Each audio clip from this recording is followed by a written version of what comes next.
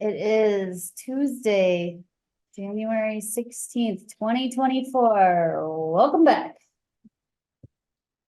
Planning Commission. Okay, so as Wendy is seated, I will call the meeting to order.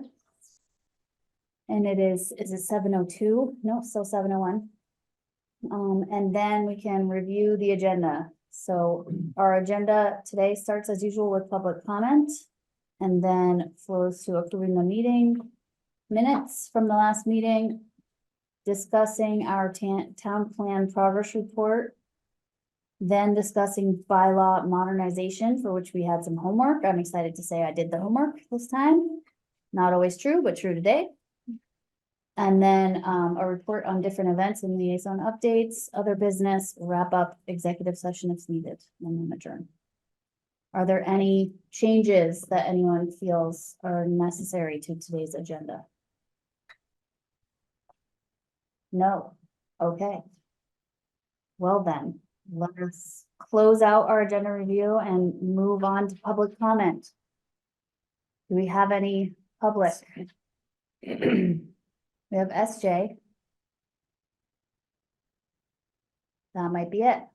SJ, do you have any public comment at this time? I do not. Thank you for asking, though. Thank you for coming. Okay, hearing no public comment, we will close that item and move on to the minutes of January 2nd. Do I have a motion to approve the minutes of January 2nd? Motion. Chris, I'll second. are there any proposals to edit or correct the meeting minutes of January 2nd? No. Okay. And you would like to I'll second? second. Eric to second? Okay. All those in favor of approving the meeting minutes of January 2nd, say aye. Aye. Aye. An aye for Sabina. And Oh, Heidi's on. Great. oh, and Heidi just joined by phone. She says aye. Fantastic. And I abstain because I was And- absent. Yep, and Susan abstains. Okay. We will close out that topic and now move to our discussion of the town plan progress report. Who is presenting? Sabina will be speaking to this. Great. I will be, and Heidi is here too, so hopefully her connection is good and she can chime in as needed. So Heidi and I sat down a few weeks ago and sort of came up with a master vision of what we were hoping to achieve, and out of that, I had a subsequent conversation with Susan. And so what we have as a result of those conversations is a goal for the need to have each of those tasks have an associated SMART goal for each one. And we talked about who would ultimately be creating those, and in the end, Susan and I decided that it would make the most sense and we would have the most continuity across the board if Heidi and Susan and I, with Linda's help, continued as a subcommittee and started the work of creating those SMART goals for each of the tasks in the list. And then what we would like to do is bring that to each of the affiliated committees. It turns out right now that mostly that's us, but we're going to use this model going forward. So in the event that it's a different committee, we would bring it to them. And then we're hoping that in the February meeting time for all of the other committees who only meet once a month, they can talk about, our proposal and let us know if they have questions or additional comments or how they want to see it go on. And then John Abbott is planning a committee summit for sometime after town meeting, and we thought that would be a good time to get everybody back together and just use that opportunity to talk about, you know, where we want to go and what these goals look like, and then use that sort of as a kickoff event. So remaining sort of questions or things that are not quite complete in terms of planning are, let's say a committee has the SMART goals, has a plan. We need to think about how does that get reported back to the planning commission? Are they reporting back directly? Are we inviting them to a meeting with a presentation? You know, it probably depends on the actual goal that we're talking about, but would be ideal if we had some kind of a plan in that regard. And then how do we report it back out to the public? You know, so what is the best way for us to represent the data and get it out there in a format that the public can sort of get a summary and understand the work that has happened and how it relates to the town plan. So I'll stop there. I think I got everything. And I'll let Heidi chime in if she's able to. I'll just say thanks so much, Zibby, and I think you did a great job, and I'm glad and appreciate that you've been able to caucus back with Susan and others. And just to note for the rest of the PC, we started, as we started talking about it, we realized that we all got very excited about reporting, but we weren't sure what we were going to report. So we had to just take a step back and really invest in that next series of planning so that we had SMART goals to monitor in order to report and be transparent. Those are the goals. What do you guys mean by SMART goals? So that is specific, measurable, assignable, realistic, and time related. It's an acronym. It's like a management tool or whoever uses it. But that way we can be consistent across the board, and each task will be held to those same standards. So we'll use that as a framework for each of the goals. That's on the spreadsheet from Linda. Well, the spreadsheet that I shared was for the PC work plan. I thought this Oh, okay. Well, this then was the getting related it done. to the this is town the plan getting it done once. Yeah, right. Okay, It is, but I thought there was overlap. there is. There's addition, I guess there's additional stuff because it's not all PC on that first year, but yeah.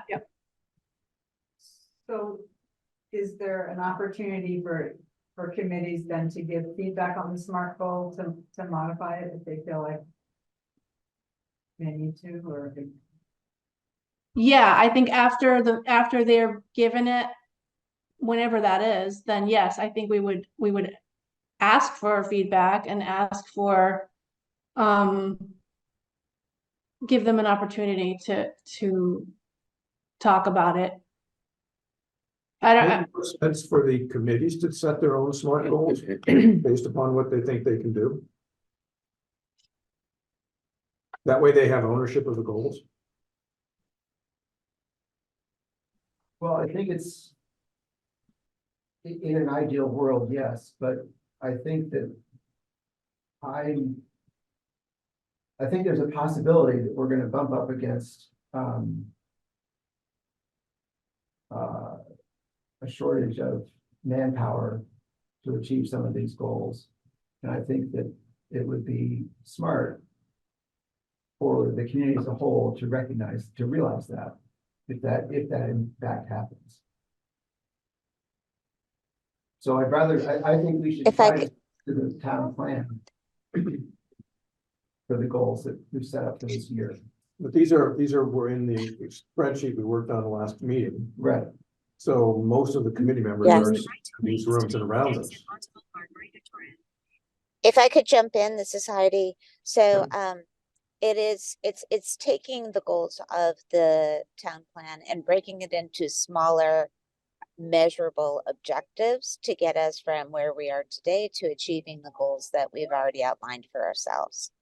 I think the question, so we're not adding new goals, we're just trying to give milestones along the way, a way of saying, oh, yes, we are making progress. And we know that because we have very specific, measurable, actionable, reasonable. The reasonable is about capacity, and then time bound. So it's a tool to get us to the existing goals of the town plan. I think that the question about like who is who's most appropriate to set those goals, that meaning the smart ones. I do think there's a chicken egg that can happen in is it better to ask the subcommittees or responsible committees to write their own SMART goals, and then the PC looks at it, versus giving them something, so asking them to start from scratch, which can be sometimes hard, particularly if you're not accustomed to this kind of SMART goal setting, versus giving them something to respond to, that's just a straw that says, here are some ideas of what we're thinking. Let's pressure test it. Let's refine it based on what your capacities are as a subcommittee and what we know to be the capacities of the overall planning commission, if there's an intersect. So the idea of sort of, I am guessing, I was not part of that final recommendation, but it makes sense to me not to start from, ask committees to start from scratch, but give them something to push against, with the option that they'll completely change it. But we're giving them an examples of what a SMART goal would be for this particular part of action. So I think I you have can still get to ownership. Yeah, ownership I feel is very important, and I do have a quick comment on that. So I see both sides. I think if we presented, say it was the Trails Committee or something, if we presented them with a goal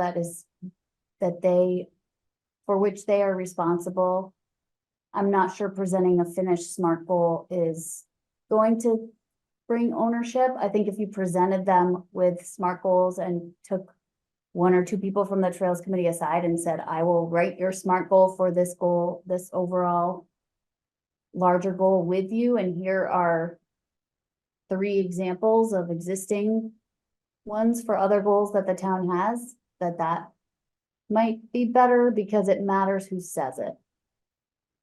So. Correct me if I'm wrong, though, we do have a planning commission member on pretty Yeah. much every one of these committees. Right, So why aren't we kind of tasking the planning commission member 100% agree with to you. do that? And As I think opposed that, to I being think we a- were leaning I- to that. We were leaning to say that the liaisons would be following up with each committee to fine tune things. Do you guys have a sense of how many SMART goals there might be for any given 1-year objective?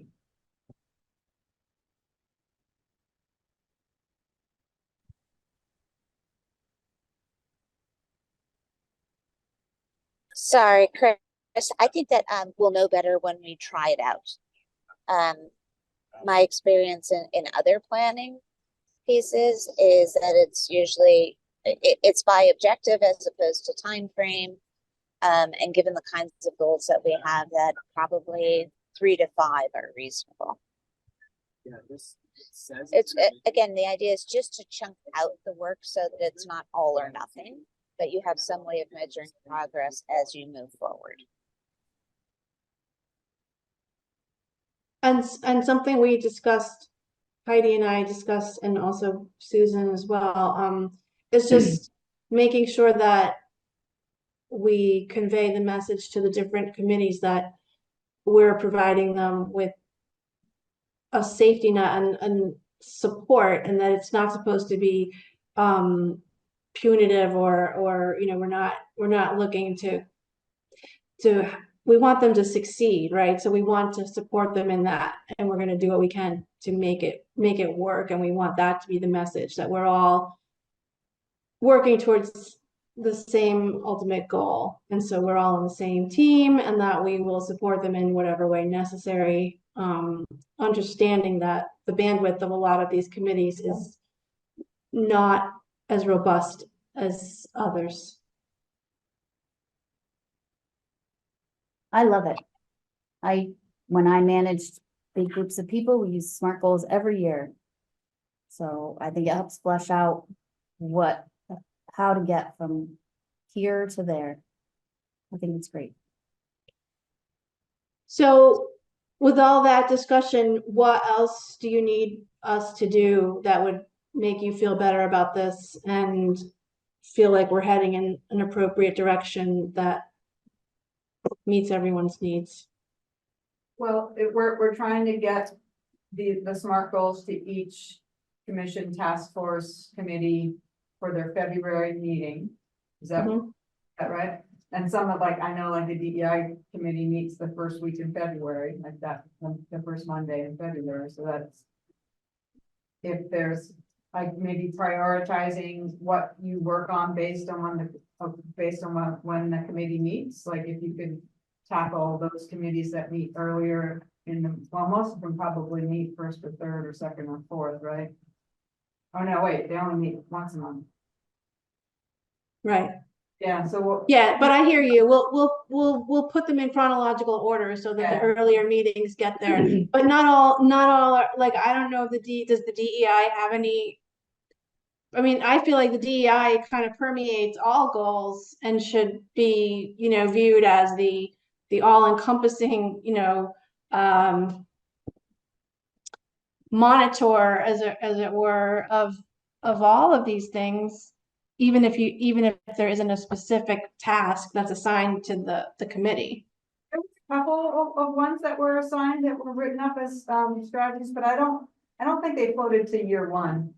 I think they were in the 1 to 3 range, so maybe it is if you're focusing on those that are, if you're focusing on first of all those are just that occur in year one.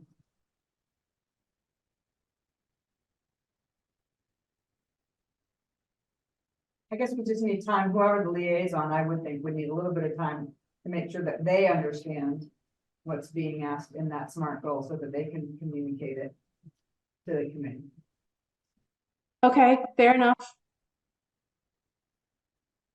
Yeah, or make sure they understand it before they have to. Yeah. Okay, any other conversation about the town plan progress report? Thank you. Yes, thank you. SJ has a question. Hi, guys. Can you hear me? I'm on my phone tonight, which is Yes. unusual. Okay, cool. Just a couple of thoughts on that, if you're open to them. As a group chair, this is something that's really exciting and really different than any of us are used to working in. And I am one of the newer folks on committees. And so I think that it's gonna, I imagine you may need to be really clear in your messaging about, I think everybody will be on board with where you are coming from, which is we've had some other town plans and see nothing happen. And we've got some great ideas and we're worried that they're not going to happen. And you guys have done a really great job of building some momentum and some enthusiasm around the direction that you took the town plan in, and you want to keep that going. And we want to build support and all of these things. So I think that the approach of, this isn't punitive, not only that, but this is really us trying to create a movement where committees and volunteers for the town can actually actualize some of the things that we've all been working towards. And this is a way to kind of help us communicate with each other, communicate with the town, communicate with the public to that end. And acknowledging the bandwidth of the members of the committee is going to be really important. I think what Heidi talked about in terms of here's some examples that you can, throw out or that you can monitor or work from would be really helpful. Or even if there's a simple PC example of something that, you all have broken down into SMART goals to share with committees to say, this is kind of what we mean. This is what we're thinking. And then the other thing I would just add too is thinking about reporting or timeline and wondering if this can kind of work nicely with what John has been talking about in terms of kind of getting more communication between committees and meeting as a larger group to set goals. And he'd thrown around some ideas about timeline for some of that work, and can this kind of coalesce with that? So that's all. Those are just thoughts from a chair. Those are great thoughts. I agree that it shouldn't seem punitive. When I'm hearing it as like we've authored a document with some lofty goals, and here is, you know, a tool to get you started. That's how I hear it. We're not just handing you a goal and saying, oh, good luck to you. Have a good time. Let us know how it goes.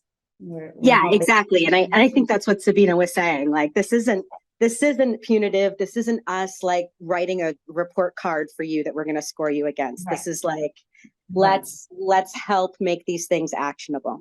Exactly. And I think my point also about having them help to write some of the SMART goals is back to ownership, is like, yes, this is a tool, but also we're not dictating not only what's the goal, but how you get there.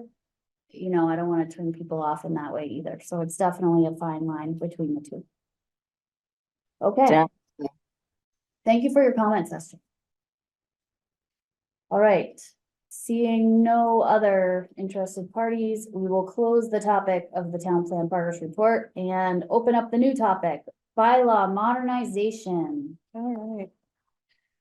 All right, I put some slides together here. This is just going to be a very high level, broad overview.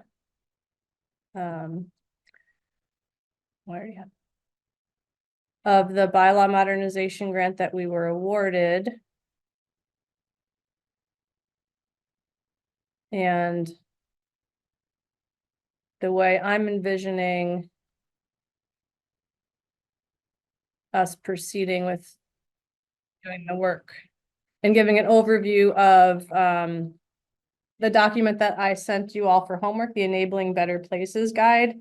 So that's a document that was developed by the State Department of Housing and Community Development that has a lot of recommendations for where they want municipalities to be looking at their bylaws to make changes to remove obstacles and barriers to affordable housing. And so this is going to be sort of our blueprint for how we proceed with making these updates. And they've identified specific topics that they want us to review the zoning to look at. And so I'm going to touch on those. Hopefully you guys have all at least skimmed this guide and understand some of the contents of it. And so this is going to be the main focus of what I want to talk about tonight, is just kind of talking through what's in this document. So the bylaw modernization grant program was created to give municipalities money to implement the recommendations in this Enabling Better Places guide. So that's how this is all tied together. So they're asking for us to make zoning bylaw updates in support of pedestrian-oriented development patterns that increase housing choice, affordability, and opportunity in areas planned in accordance with Vermont Smart Growth Principles. So that seemed to line up almost perfectly with this little excerpt from our town plan. This is, I know it's kind of small. Let me see if I can zoom in. This is the Getting It Done chapter. Oh, I made some highlights on my slides, but I guess they didn't come through. So there are two items here that line up very nicely with the goals of this bylaw modernization program. One is this item here, revising the character-based zoning standards for Riverside to address areas of confusion and remove unnecessary complications. And the other one is this one down here at the bottom, develop proposed zoning changes that will incentivize and reduce obstacles for producing housing that is affordable to low and moderate income households, particularly in designated growth areas. So that's similarly, almost word for word of what the goal of this bylaw modernization grant program is. And so what we will be embarking on is updates to the zoning districts, both the character-based zone, which is an overlay. So it's the area here in this little insert around Jericho Market. And it will be the village center district, which is the area on the map here. Well, it's 3 areas in this dark red color, and that's the 3 villages. So Jericho Corners, Riverside, and Jericho Center. So it's kind of two different elements of the zoning, but they're all geographically focused on the village centers.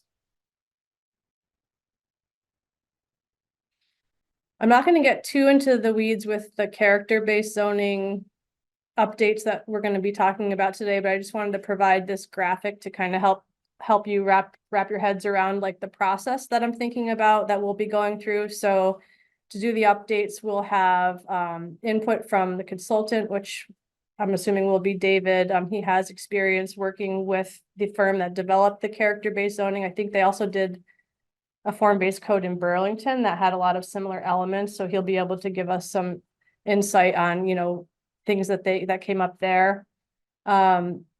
We have some feedback from developers. I've talked to Rick Hamlin, who's Tetro's engineer, and he's willing to have us sit down and kind of go through some of the things that came up for him on his project. And obviously we have Wisdom House, who's maybe not quite a developer, but they're wanting to be in that space. So we do have some of that feedback to consider. We'll do some community outreach and get some feedback from the community. We'll be having, David and I will have meetings with key stakeholders. So we'll probably identify a handful of, you know, either business owners or potential developers to kind of get some feedback from them on the character-based zone. Obviously, any feedback from planning commission members. And then we'll get input from Chris, the zoning administrator, on if there's elements that, you know, he's observed as he's been trying to oversee and administer the regulations, if there are areas that have come to his attention that he thinks could use some tweaking. And so after we work through that process, I'm thinking there'll be a suite of recommendations through that we'll bring to the planning commission for discussion. And we'll be able to kind of go through whatever's in those recommendations and discuss, you know, which ones are most important. Are they all important? Which ones do we want to tweak, and kind of work through it in that fashion. And then for the underlying village center zoning, which is the 3 village centers, we'll be working through this process that's outlined in this Enabling Better Places guide. So this was developed in partnership with a lot of different state, regional, and national organizations. So you can see all the logos I put up there. So this is a document that is really well supported, widely endorsed by a lot of different groups and entities, and has been implemented in, I think there was around 50 towns that have gone through this process, if I remember from the advertising material for the grant. And while I was working in my previous job at the Northwest Planning Commission, there was a project that staff there were taking on where they worked with 5 municipalities in the Northwest region to walk them through this process. And so while I wasn't the point person on that project, I do have that lens through which to kind of help guide our planning commission here through the process. And so if you look through this guide, one of the things that it promotes is what they call the biggest little changes that you can make to your zoning. And so they've identified 6 different topics that have the most significant impact on affordability. And so these are the primary areas that we are going to be looking at our zoning through these lenses. So first one is dimensional requirements. So that's things like building height, setback, and lot coverage. Next one is parking standards, which I know comes up in conversation quite often here. So that'll be another element, that we'll be looking at. Then allowable uses. So this one is specifically in reference to residential uses and wanting to make sure that, there aren't severe restrictions on multi-unit houses, which I think in the village center areas, we're actually, really, really good on that topic. Like we'll look at it just to make sure. But kind of, yeah, making sure that there aren't any obstacles to like having rental units, and to having multi-unit housing. Street standards, this one, I don't know how relevant this will be to our particular zoning. This might actually come up when John gets to his task of updating the public work specs, so we can look at what they have as recommendations in here for street standards and compare how they align with ours, but I don't know how deep we'll get in the weeds with the actual street standards in this project. I think for me, the one that I read is really the last sentence in that one that I thought. Disconnection, yeah, like dead Yes. end streets. Yeah, so we Yeah, definitely and need to look without at that. walking, biking and other ways to get between the neighborhoods, and Mhm. that is not required in our zoning in any area of the town. It's Right. recommended, but it's not required. Yep. And I obviously feel strongly that it should be required. But a dead end street doesn't mean you can't have a walkway or bikeway for connecting to another Correct. one. But we So don't we need to be careful, that we require, don't say no dead end streets, we say if you have a dead Right. end street, you must incorporate. yes, or if you're building a new street adjacent to an existing street, you need to create some kind of a Connect. link, a connection, yeah. Publicly accessible Publicly accessible connection.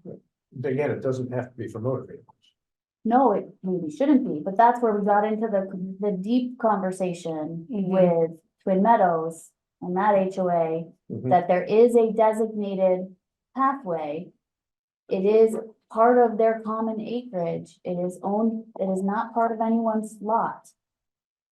And yet, it is not a public pathway. Mhm. So that's, Yeah. like I said, that's where I think that item is really important. It's not just Twin Meadows, I mean, No, that's just one example. almost every subdivision here has something like that in their common land. And it's And not- there are some that are informal. There's some Right. paths and connections that exist, but only if you know about them or only if you there's a know lot the of that. property owner. Yeah. Yes, there's a lot of that. And So- I'm the HOA could say, like, Twin Meadows Yeah. did, Sure. no Yes. public access. And then you have other people who develop who subdivide and do the PUD. And then the DRB says to them, do you have any access? And they say, no, we don't have to. And then they say, well, the PUD regulation says it's strongly recommended, but because it's not required, the Mhm. DRB has no teeth Yeah. to enforce it. So that'll be one you want to take on.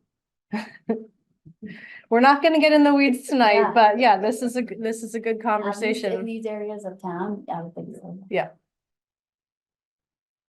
And then the last two are accessory dwelling units, which I know you guys did some updates on that in, I think, 2022. I think it was before I was here, but, we'll take another look at those just to make sure that, there isn't anything else that could be tweaked, but I think we do have pretty good liberal allowances, for ADUs. And then the last one is development review processes. So the way they describe it, strategic streamlining of development review processes. So this could look like, maybe taking a look through the use table, and if there are things that are conditional use, whether we still feel strongly that that is important to keep as a conditional use, or whether we might want to have it be an administratively permitted use. So tweaks like that.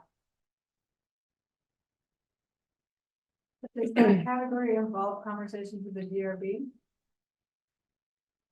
I don't know that they specifically in this guide talk about that, but I'm gonna have lots of conversations with Chris, and getting input from him. And I would love to hear from all of you as far as like DRB decisions that you've been privy to. Well, anytime you make something conditional, DRB has the authority to interpret whether that meets the conditional requirements or to set additional ones. So in Yeah. terms of they may actually prefer to have it specified what's allowed and not, rather than telling them it's up to you to decide. Mhm.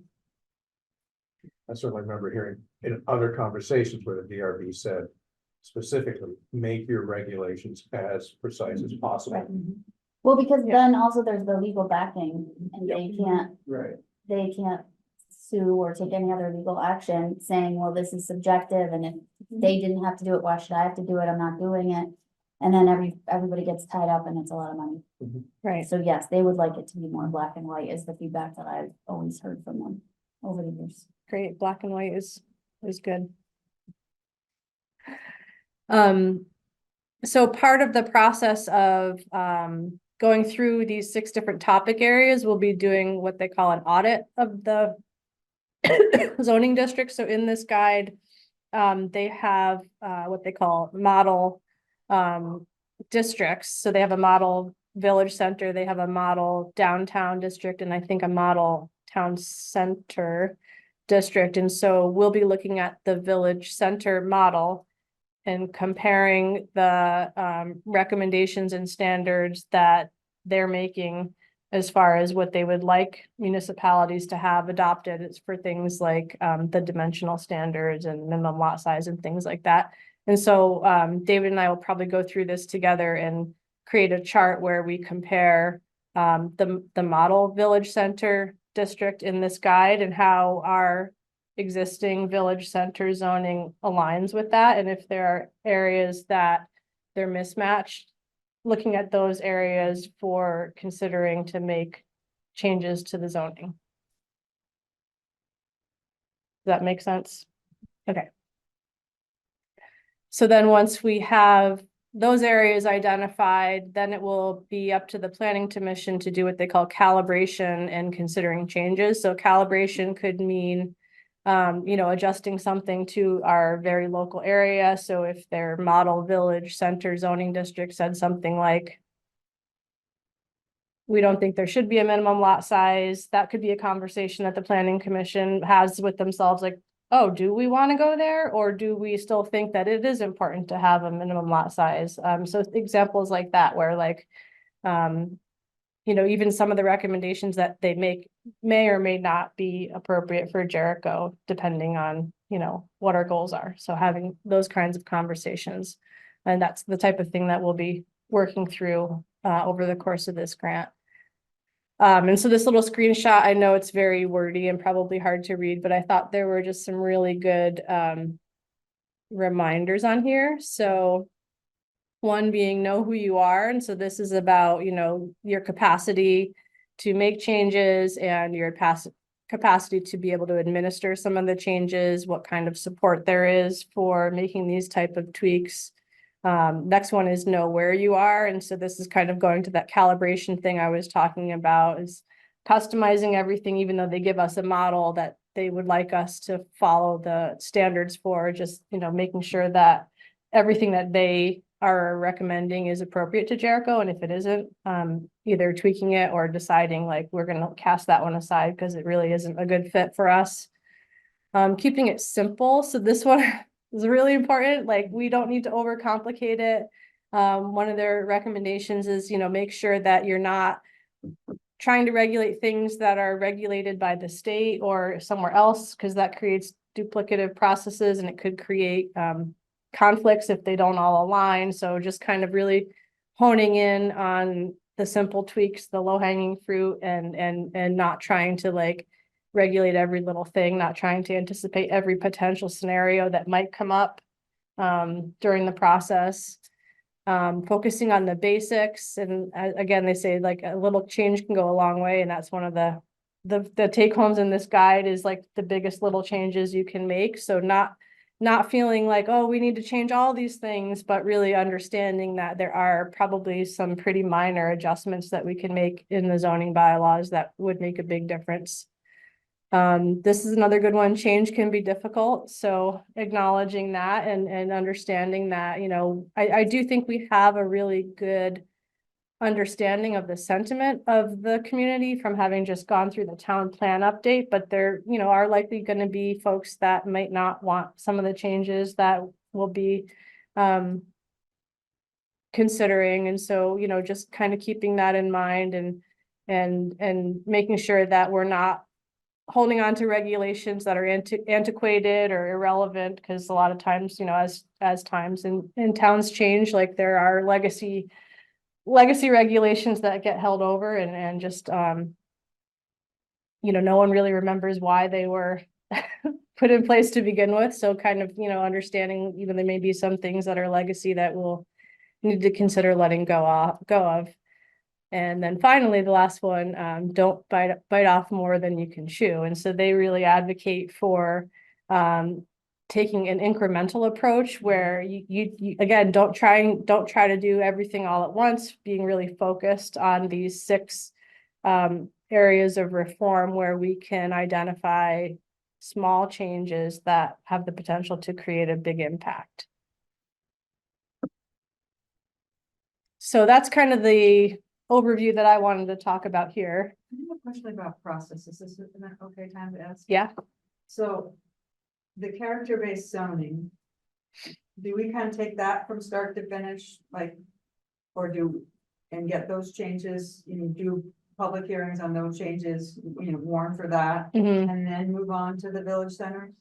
Or do we have to combine all the changes together? That's a great question, and I'm still thinking about that. I Mhm. don't know that I have an answer today. I have asked Susan what her perspective is, and I've asked David what his perspective is. I don't think we have consensus on it yet, and I'd be interested to hear from you all who have been through some zoning updates before, if in your experience, if it seems easier and more digestible to do smaller I think I packets. think we learned that. I mean, I was thinking Yeah. about like how change is difficult. Yeah, Incremental change process, and I would hate to see character-based zoning get held up while Yeah. we're Talking doing about the other, things. Yes, I agree. yeah. Yeah, We saw it Um, also with the commercial district where we did a wholesale change. Yes, yeah. and that Okay. was whiplash for people, they just couldn't. I'm wondering if Susan wants to say anything about that, because she and we emailed about it, but we haven't really discussed. Yeah, basically that there's no perfect answer. I think our experience has made us all conclude that smaller chunks are probably better. And in this particular case, the character-based zoning is very specific and very particular. So it's not even like there would be so much synergy by combining them together. So Right. I think my inclination is to have them be separate and go faster and to gain momentum and familiarity and kind of like flex the muscle so the second time around doesn't take as long. But like Linda said, definitely open, because if that seems like, oh, just we're doing everything twice and people would rather group it together, you know, we were definitely up in the air about it, but kind of leaning towards probably keeping them separate. You know, again, with character-based zoning, we really have only one primary lot that we're talking about and one primary constituent for that, so that just seems so much easier to address with an N of 1 rather than going on to all the village centers where every single lot owner Right, is going to have something to say about it. And Yeah. we've got something in front of us on the character-based area that yeah, we can, we have real actionable potential Yep. for wonderful change. finally. I also think that the 3 village centers are pretty unique. And it might even make more sense to carry that analogy further and do each one separately, because it might feel better to people in those districts in each center if they felt like we were really paying attention to the logistics of each separate center. hmm Well, we can't change the village center zoning in one without it impacting all three, unless we create an entirely new and separate district. With or a Which different Is outside of the character-based scope. zoning overlay Correct, within a district. correct. I agree with what you said conceptually, that those village centers are very different. But when I zoom out to the suggestions here in this document, I feel they're same enough. When it talks about parking and connected streets and other, the things that are, the 6 things that this recommends as a start for the focus. I think it would be great to just look at it through the lens of those 6 things, and if that only takes a month or 2, and we bust it out for the village centers, and then we feel like we wanna go deeper, great. Right? Right, again, incremental, so, you know, we could do the character-based zone update, then we could look at the village center zoning update, and then we could decide we want to do it another round of Mhm. something related to one or both of those. So it's not like we do this and then like we can't ever go back and do any other changes. And maybe as part of the process, we do learn something about the distinct differences between the 3 villages, and we decide that as our next step, we do want to change one of the village centers into a separate district, or do a character-based overlay, or do some kind of individualized planning. Mhm.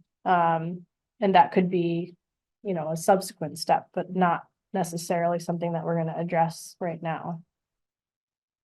So I think we're gonna learn a lot through this I hope so. process.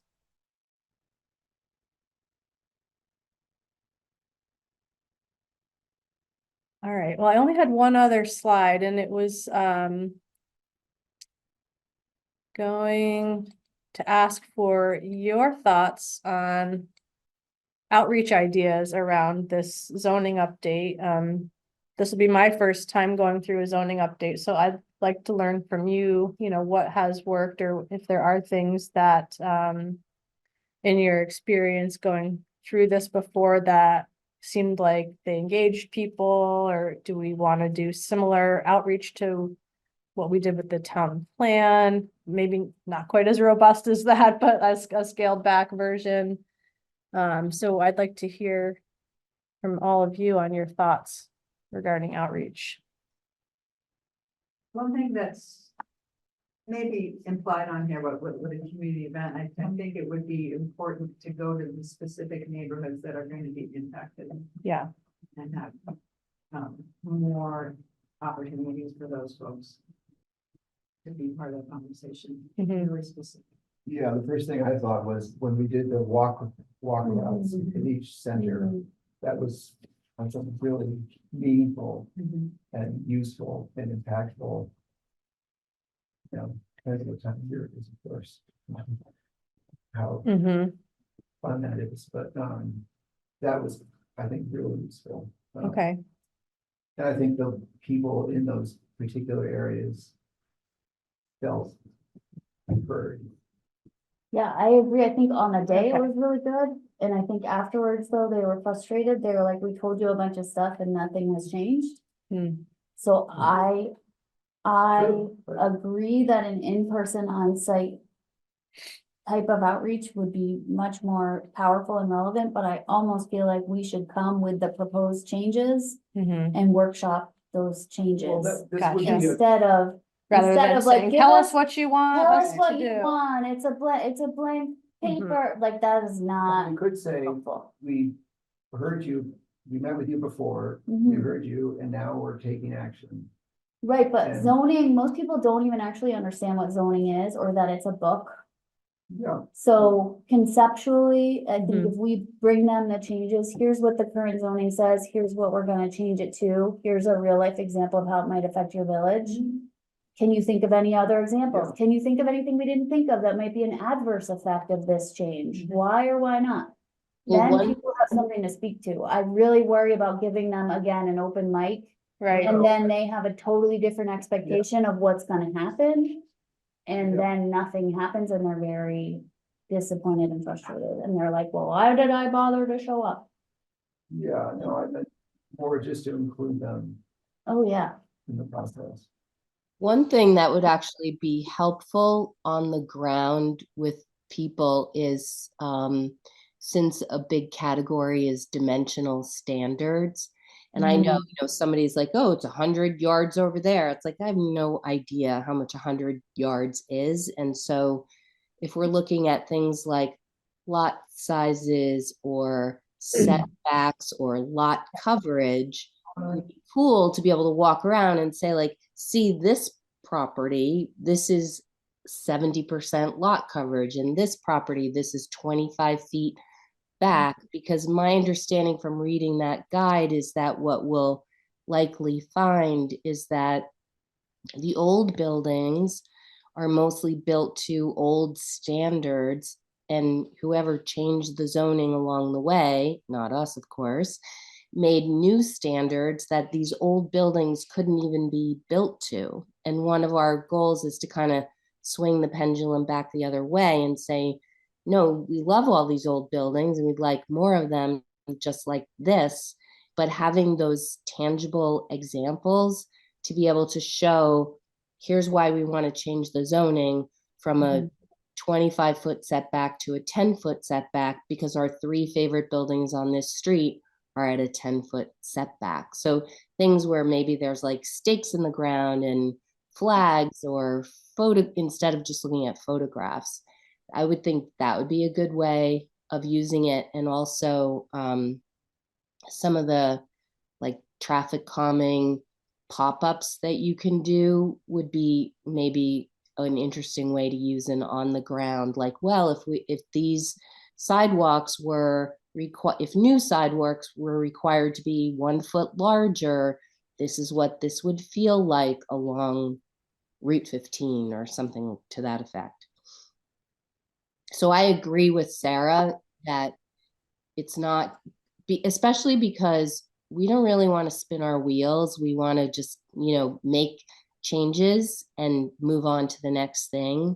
So I would think that we would want our conversations on the ground in the neighborhoods to be very goal oriented.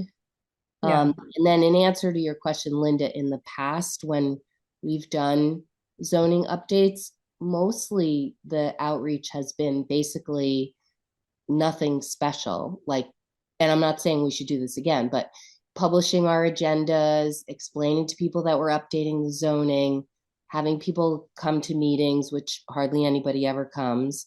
And I think for the commercial district master plan, not for the zoning, we did a Saturday open house at the town hall with illustrations and stuff, but that was much more of a conceptual exercise.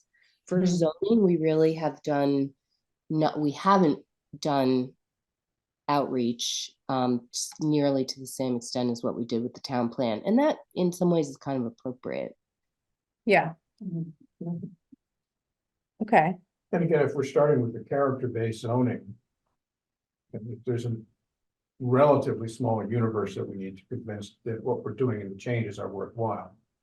And that can always be done one-on-one. When we get into the village centers, getting and asking the people who live there what they like, what they want to see preserved, what they want to see changed, would be a good thing, and then we can incorporate that into what we're doing. But if our priority is get the character base done first and then move the rest, we should put more of our effort into that today and worry about the rest tomorrow. Heard. Okay.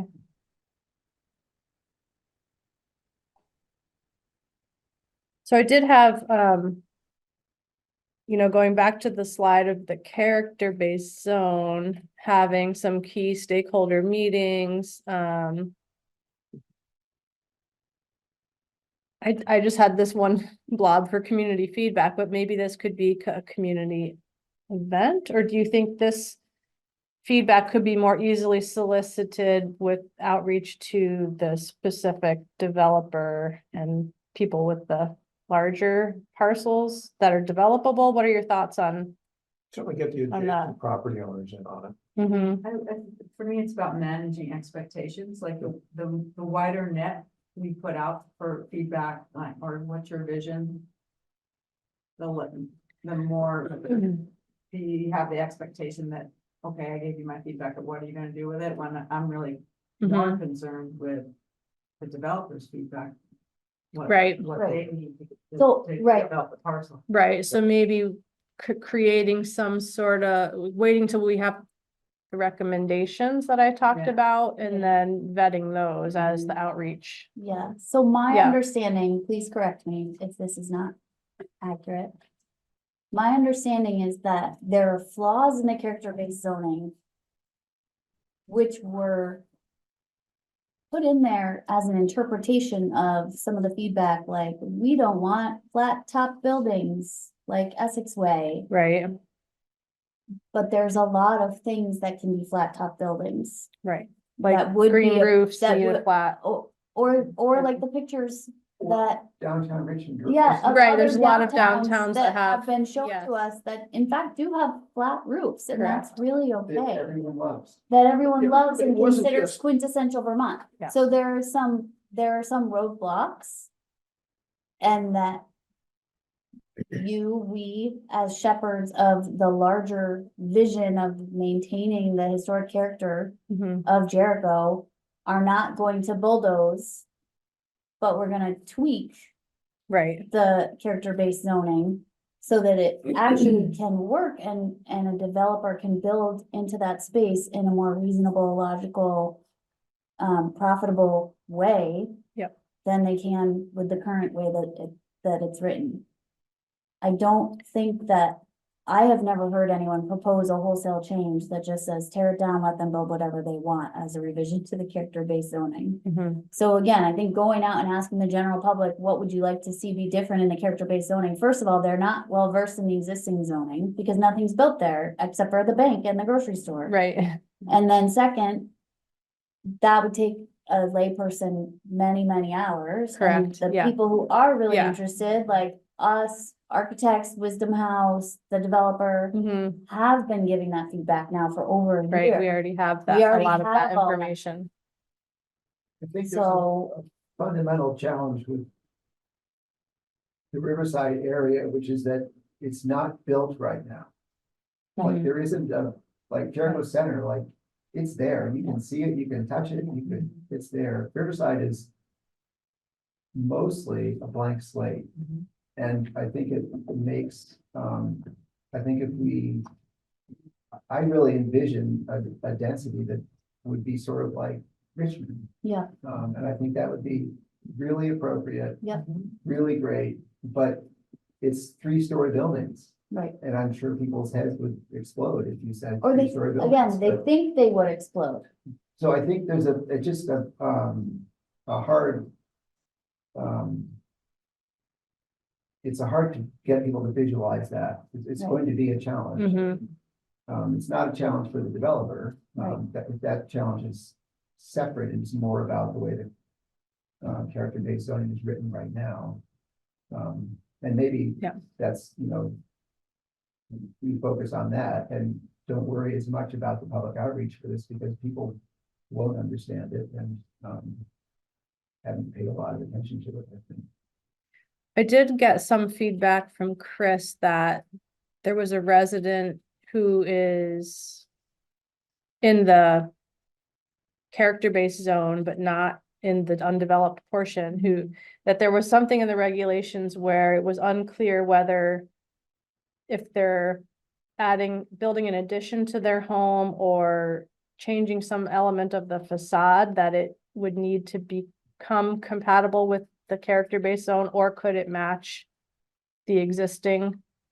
Because I think it was something to do with a vinyl siding situation where they were adding a porch and wanted vinyl siding because that's how the rest of the house was vinyl, but the character-based zone doesn't allow vinyl siding. I'll talk to, but so I'm just giving you, there are other examples that I think we'll learn about, where it's not just an undeveloped, yeah, so Right. Yes. that's the type of thing that, you know, That is just maybe we not- don't care if there's vinyl siding or Yeah. not. is- Do we care? is untenable. Yeah, I think I'd be a little annoyed. So some of those elements, I think Yeah. David will be able to help us pull Yeah. some of that Yeah. out as well, because he's a lot more familiar with a lot of the character elements that are in the zoning. And all of us, you know, can be looking for them too, as we, you know, we'll have homework to all review the character-based zone as well. The character-based zone as it's set up right now has some pretty tight specifications for what your building has to look like. Plant the roof, yes. Yeah. there are some- Amount of windows. window space where it has to Yes, be located, glazing. sidewalk, front walls, how far you can go It's from the like door. building a Disney set.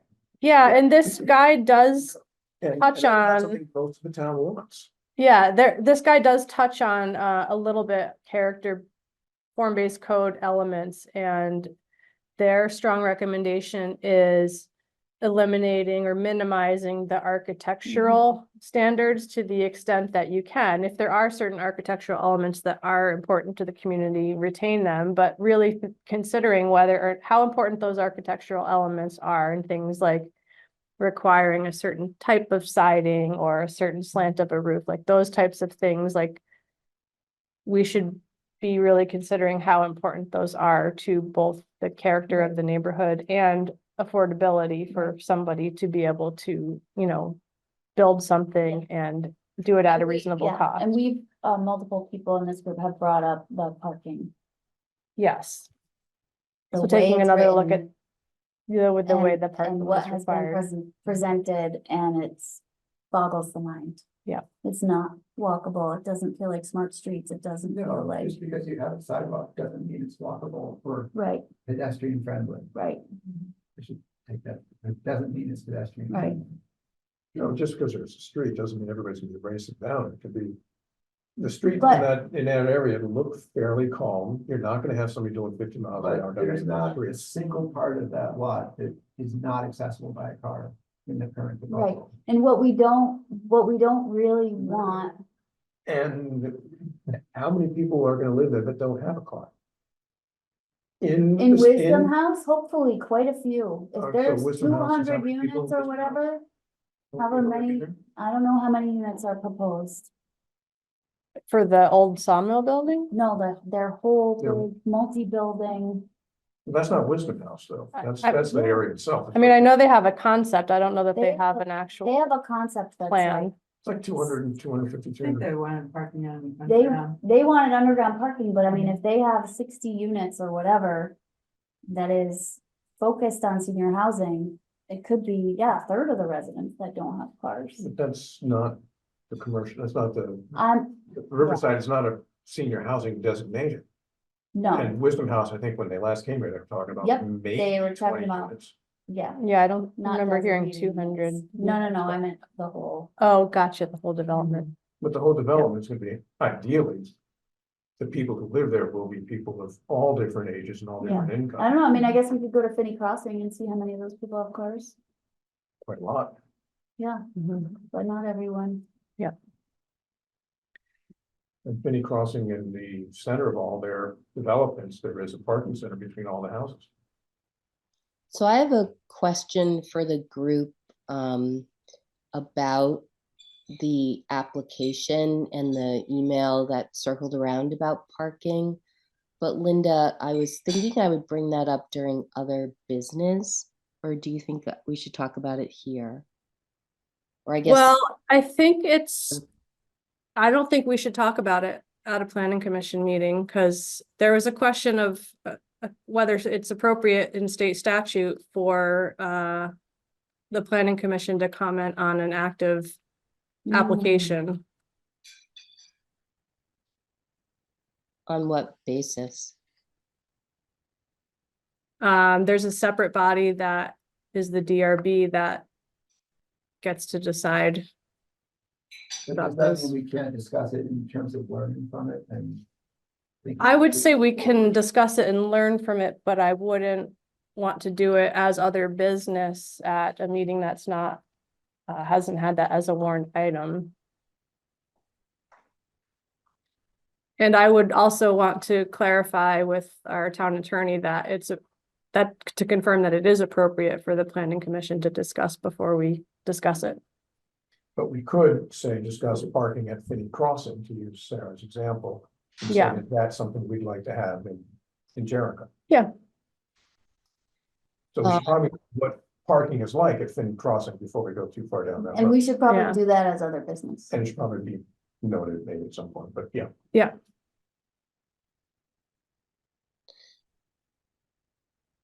So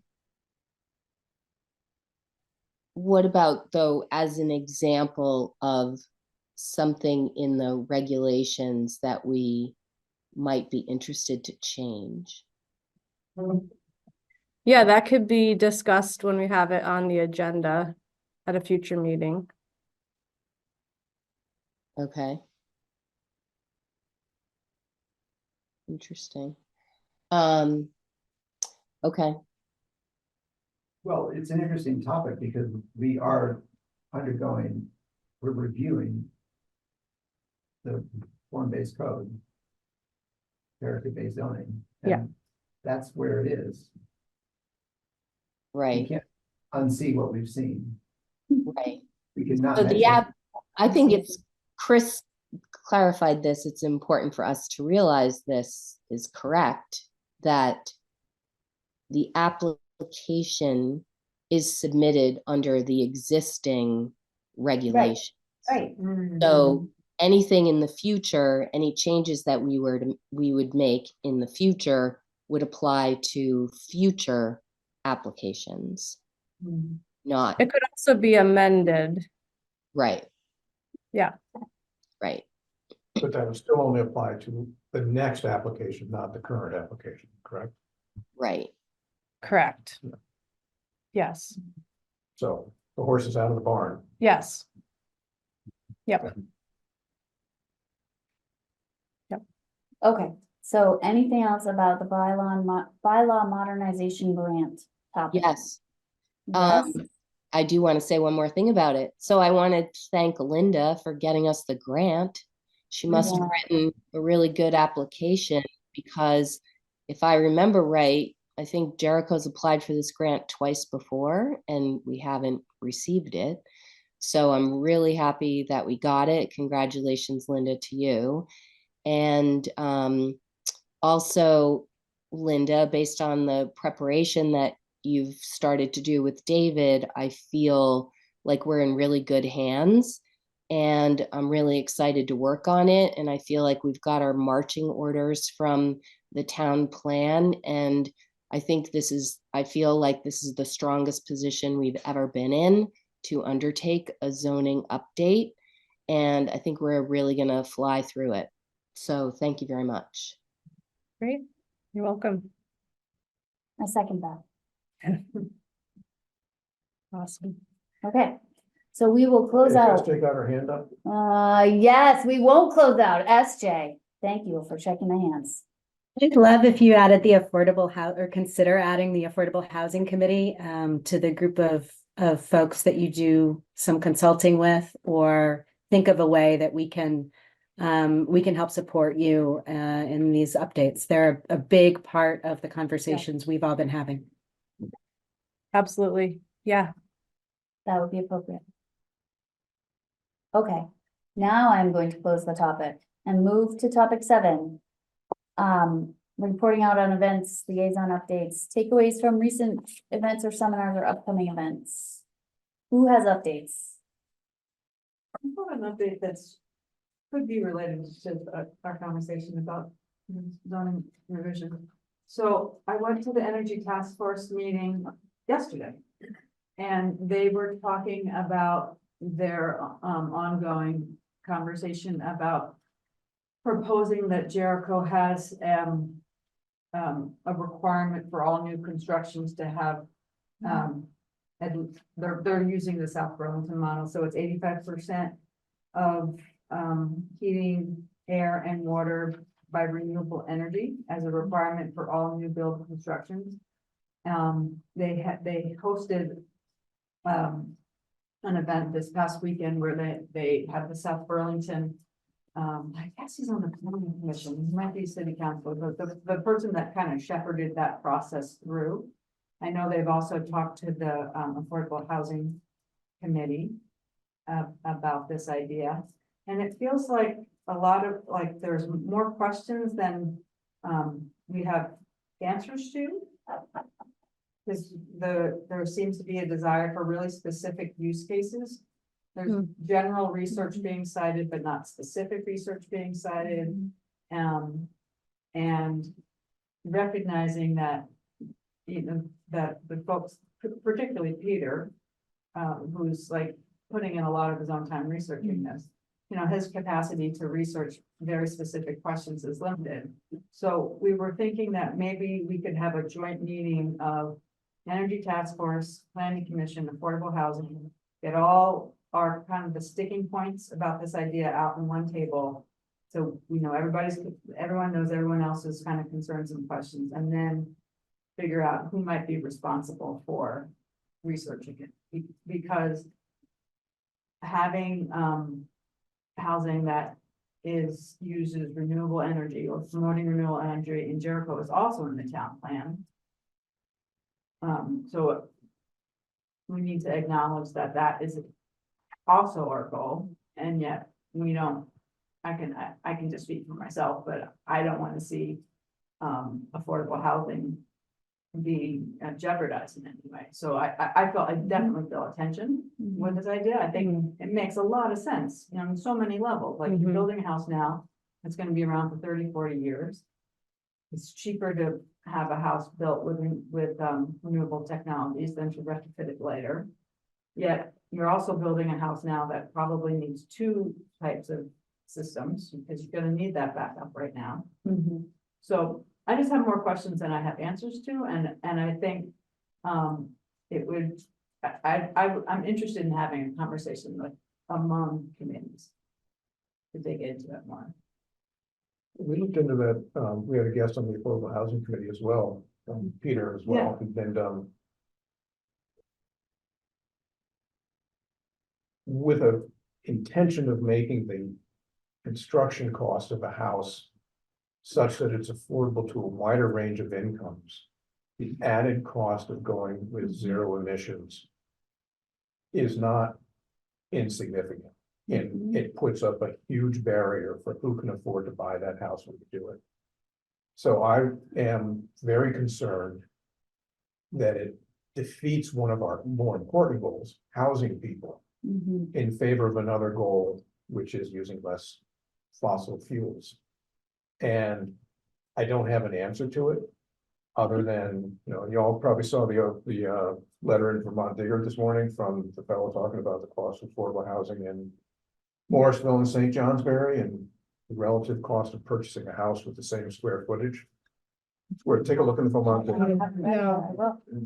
You know, it's we run the risk of building $400,000 houses that are designed for an affordable user, when really it's just not financially tenable for us as a state or as a town to do that.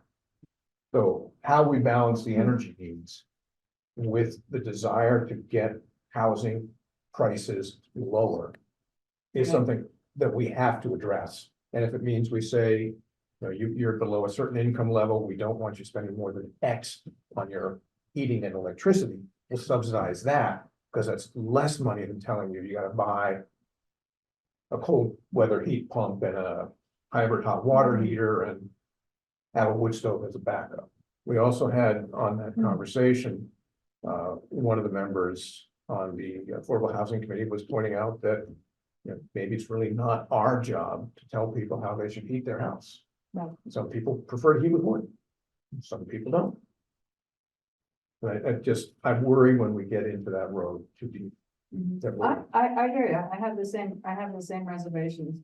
And yet I also, like, I'm holding a lot of different, I don't want to refer to them as arguments, but I'm holding Positions. position, thank you. in my head, like, Mhm. over time, is it more affordable to heat with renewable over time? Probably, like, what are our state goals in I regards to think, yeah, renewable? and I think even that's a really nuanced conversation. Yeah. If it's geothermal, yes, actually, it is much less costly, But the install but cost, the install is today It is. very prohibitive unless you do it on a really large scale. But I would also argue that in a town like Jericho, where there's many more existing buildings than there will be new. Right. For the foreseeable future, the biggest bang for the buck from the reducing fossil fuels would be to energize, energy retrofit Mhm, existing structures. mhm. Right.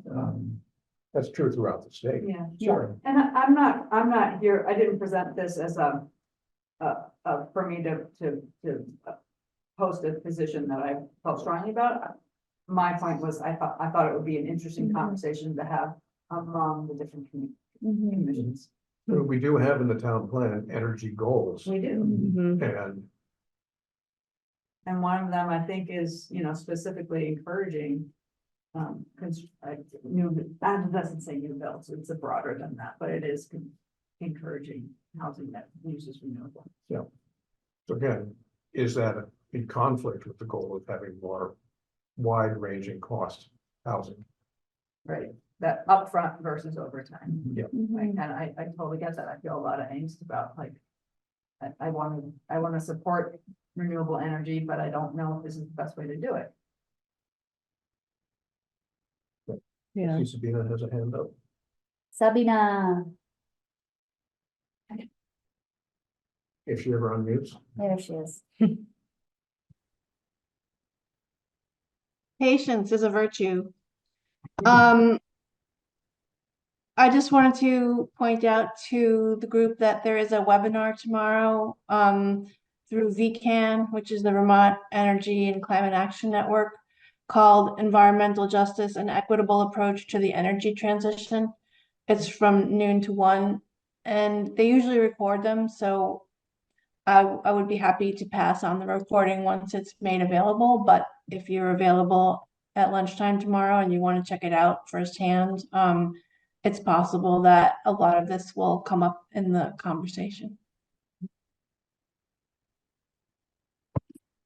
Yeah, I'm not available at that time, but please do pass it on after the recording is made.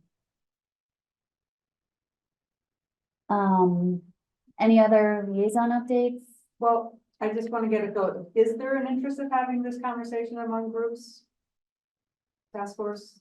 I think it's a central conversation. Yeah, for us to okay. have. Yeah. So I don't know procedurally how to go forward with that. Hmm. Would we invite folks to one of our meetings? We could. Yeah, let me look at the schedule. We have a lot. So I'm not sure. I can't tell you right now Okay. when, but I can look at the schedule and we could potentially look at something at our next meeting. I mean, not that we'd have it on at the next meeting, but have some potential like dates. Gotcha. I need to digest the conversation that we had tonight about the bylaw modernization grant, and then I'm gonna meet with David next week to kind of flesh out further the details of how the timeline is gonna go for that.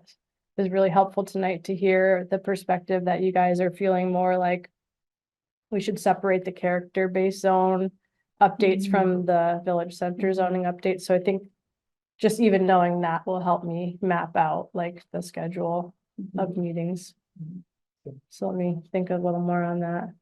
Thank you. Yeah. Okay. Wendy, did I hear that the grant that you applied for? We applied. Yes. Right. I was gonna mention that in other business. Do you wanna? Yeah.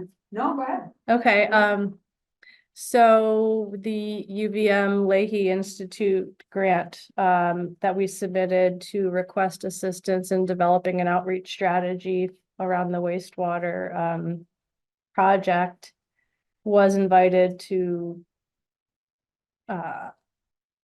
send in a full proposal, but it was also invited to be incorporated with a larger project that's being done by the Wyndham Regional Planning Commission. Oh, cool, I didn't hear that. Yeah, so it's sort of interesting. They sent us an email that we're like, we really like your proposal and we want you to submit a full proposal. Oh, but by the way, we're also going to integrate your project into this other project.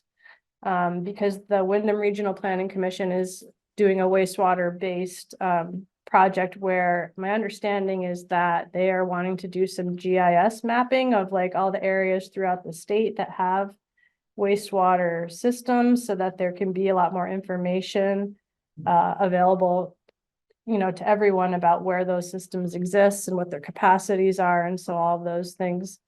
So we haven't, I'm still trying to wrap my head around what this means for us, our project to be integrated into that project. And so I think we're going to have a meeting either at the end of this week or next week with staff from UVM and the Wyndham Regional Commission staff to kind of all talk about how we're going to integrate all of this into one project. So does that mean we don't submit a separate proposal? Well, that's- TBD. Yeah, I think that was one of my questions because I had gotten two separate emails, one saying like, we want to integrate your wastewater project into this larger project. And then I got another email that said, we want you to submit, it was a generic one that was like auto-generated, that was like, you were selected to submit a full proposal.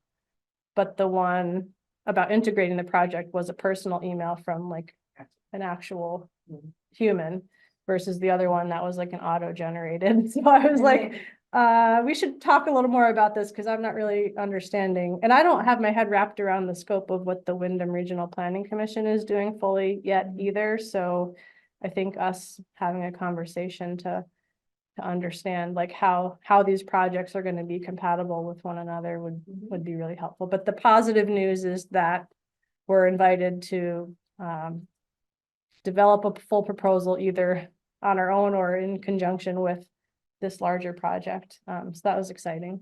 Even more positive, they pushed back the deadline. Right, yeah, I think it's February now. Yeah, so we have till February. But then the other project that we submitted was not selected, which was the housing oriented one about outreach regarding how to leverage existing housing stock. So that one wasn't selected to be moved forward to a full proposal. So stay tuned on all of that. Once I get a better understanding of you know what we're gonna do regarding that project, I'll report back. It's made it to the Yeah. next stage. Yeah. So we'll see how that evolves. Okay, last call for any other reports. So I'll bring up one other thing. I got a bugaboo about this, and I'm gonna keep pushing it. I looked through the Tetro property HOA regulations. Two things in there that just go against what I think we as a committee want. The first one is, if you have a commercial lot there or use something, they require $1 million in liability coverage. Which, if you're a decent sized business, no big deal to do that. But if you're a one-person band operating a little retail store there, that prevents you from being in there at all. And if our goal is to open opportunities for economics, having something built into your HOA that says you can't do it without that, I think is not helping our goal.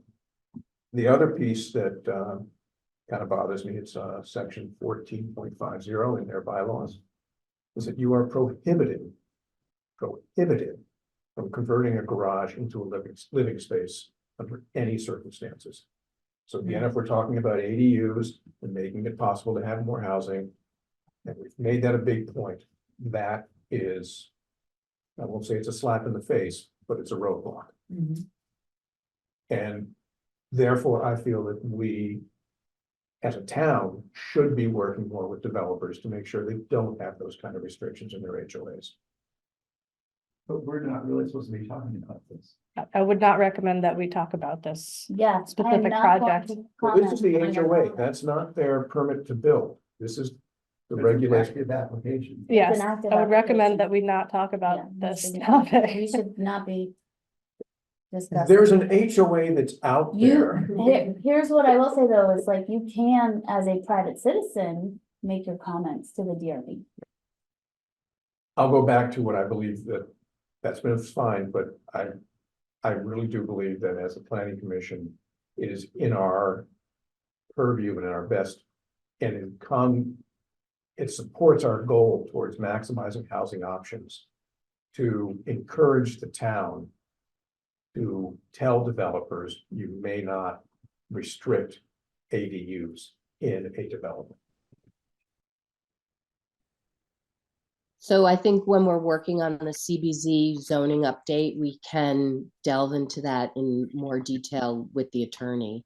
Like what actually are we allowed to require or prohibit as part of an approved whatever development or HOA agreement within the character-based zone, which might not affect this application, but or any pending applications, but at least could improve applications in the future.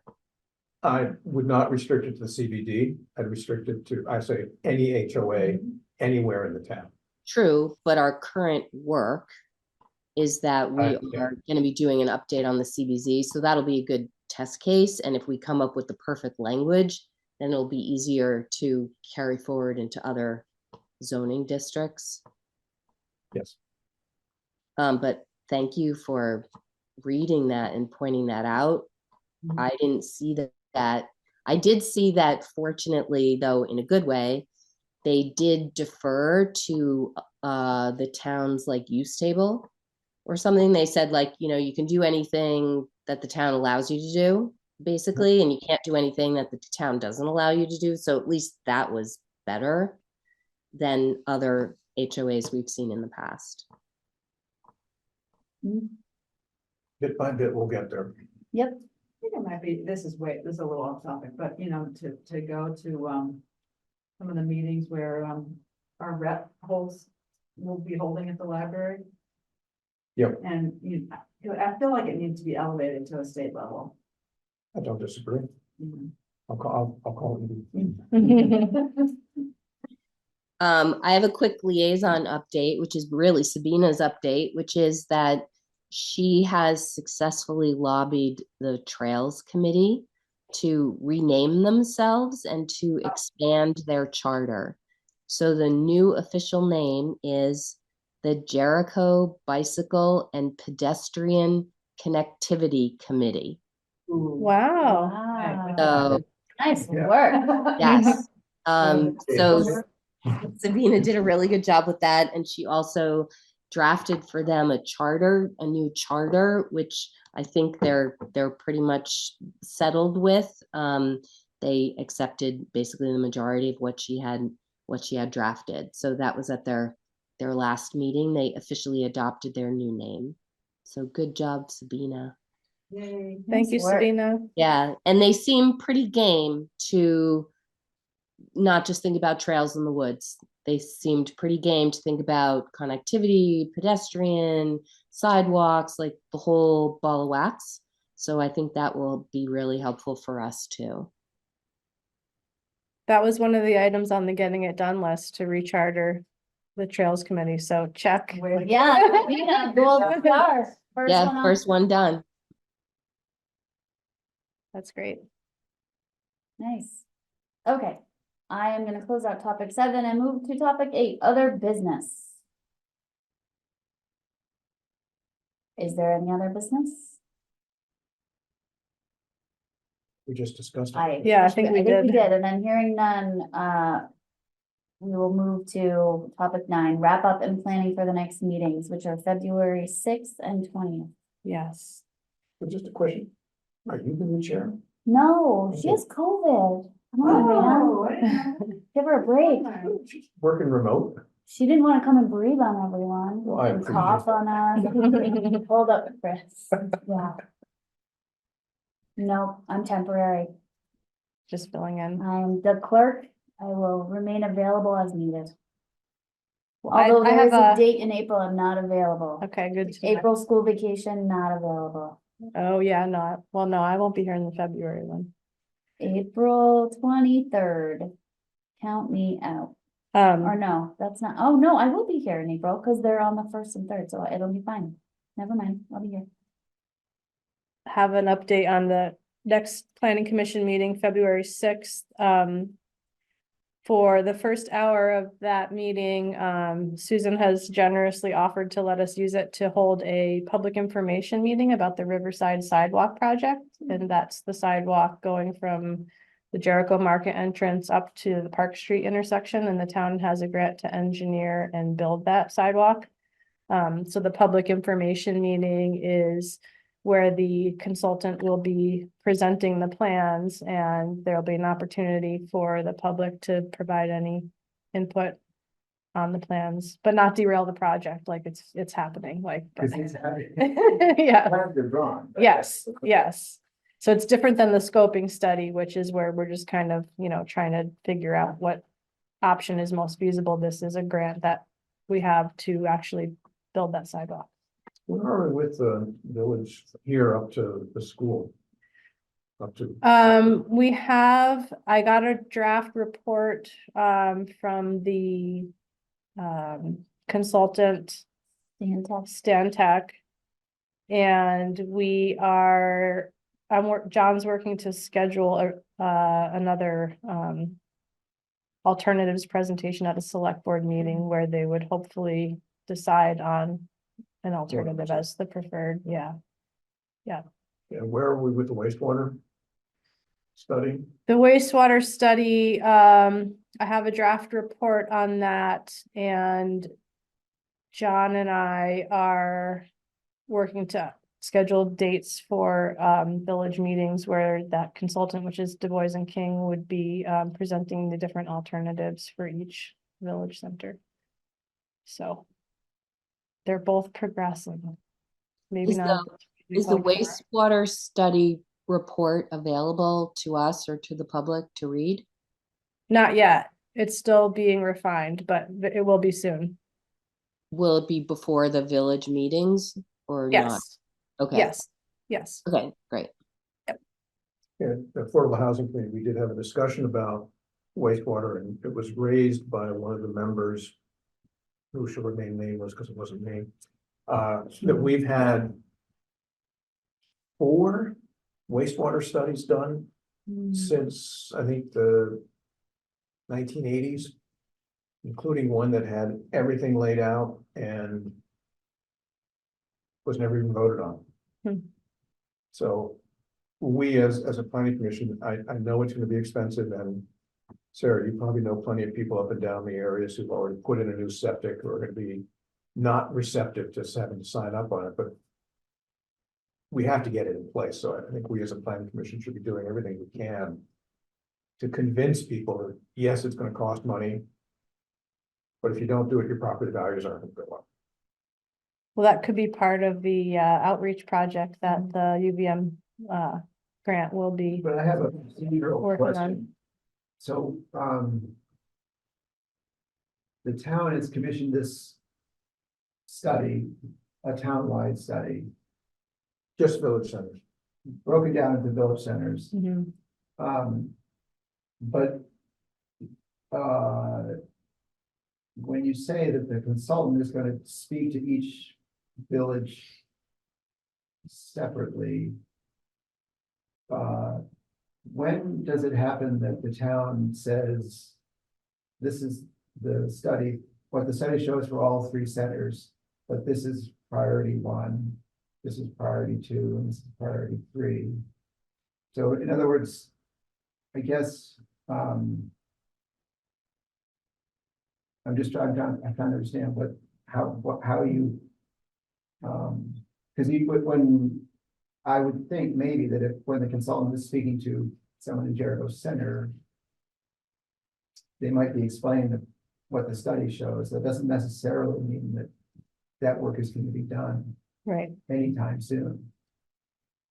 So the meetings that are gonna be happening in the near future are around the different alternatives that are being offered as solutions for each of the three villages.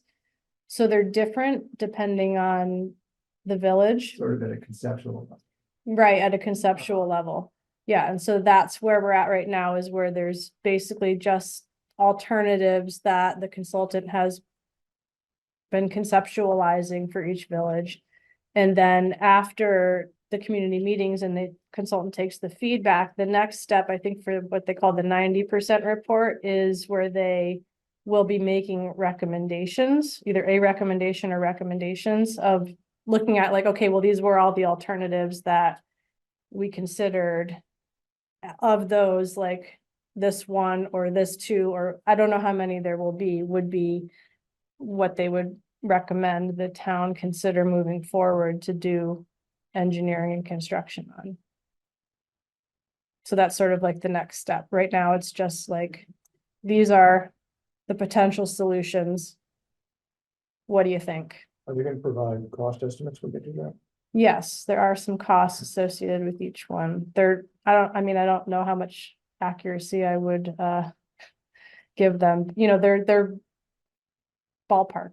Plus or minus 100%? I don't know. Yeah, I mean, a lot of things could change, and I don't know what the timeline, I don't know how when they do the estimation, if they're thinking of like construction a year from now or 2 years, I don't know how they project those, costs into the future. But there will be some sort of like Orders of cost. magnitude. Yes, yes.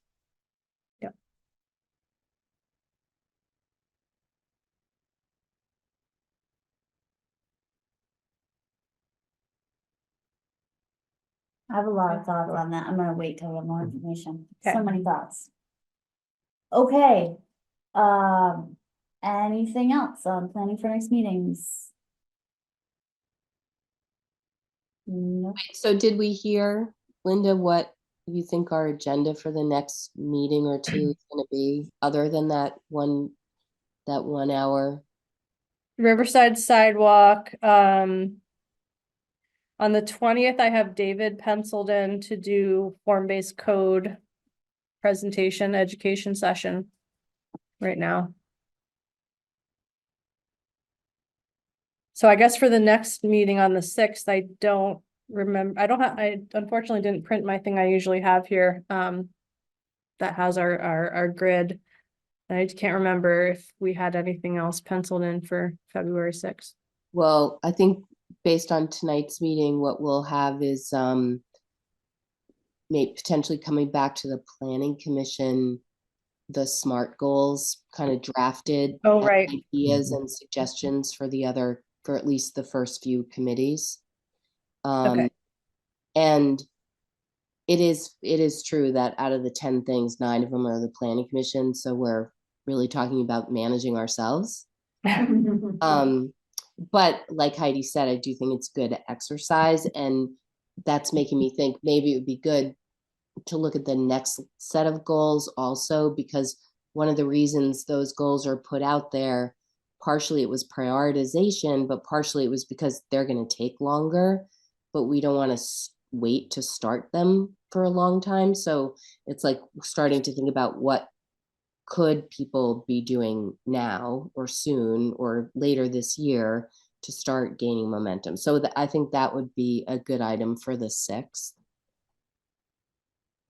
So are you saying the SMART goals conversation, and then also a conversation about looking at the next window of time and then getting it done?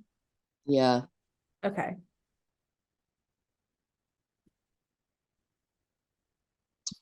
We should definitely do a Super Bowl pool. okay, The what's the date of the Super Bowl? Super Bowl's on Oh, Sunday, there we go, SJ. Let's go Buffalo. Sunday the 11th. The 11th. Okay, so yeah. Okay. Yeah.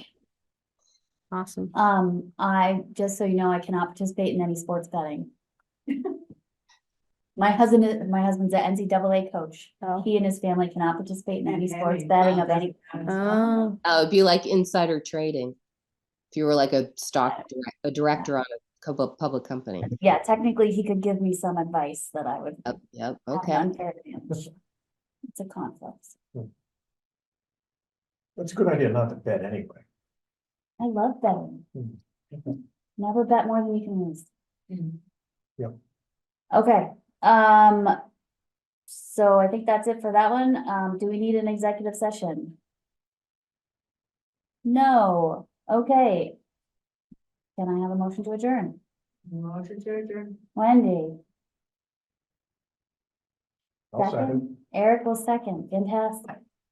Okay, Second time you've been running a meeting. we are gonna And it's adjourn. early. Yeah, so it was a pretty light, meeting agenda, so don't get used to it. Okay, thanks everyone for coming. But we have to vote. Oh, yeah, we have to vote, sorry, we got first and second, and then you said that, and I was like, yeah, you're right, we can be done. No, all those in favor of ending the meeting, say aye. Aye. Thank you, everybody, all right. Bye, SJ. Thanks, Have a good night. everyone. Thank you. Good night.